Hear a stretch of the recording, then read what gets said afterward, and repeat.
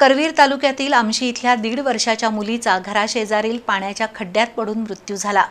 स्वामिनी संतोष सातारे असं तिचं नाव आहे। आज सकाळी 11 वाजता ही दुर्घटना घडली।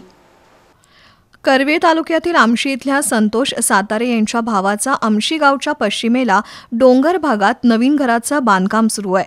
आज सकाळी या घराच्या बांधकामासाठी उंबरठा पूजन कार्यक्रम होता। घरातील सर्व नातेवाईक बांधकाम सुरू असलेल्या ठिकाणी आले होते। त्यांच्यासोबत 1.5 वर्षाची स्वामिनी आली होती। घरातील सर्वजण उंबरठा पूजनाच्या कार्यक्रमात व्यस्त होते। त्यावेळी चिमुकली स्वामिनी खेळत घराच्या पाठीमागील बाजूस गेली। तिथं असलेल्या एका पाण्याच्या खड्ड्यात ती पडली। स्वामिनी दिसत नसल्यानं नातेवाईकांनी शोधाशोध सुरू केली।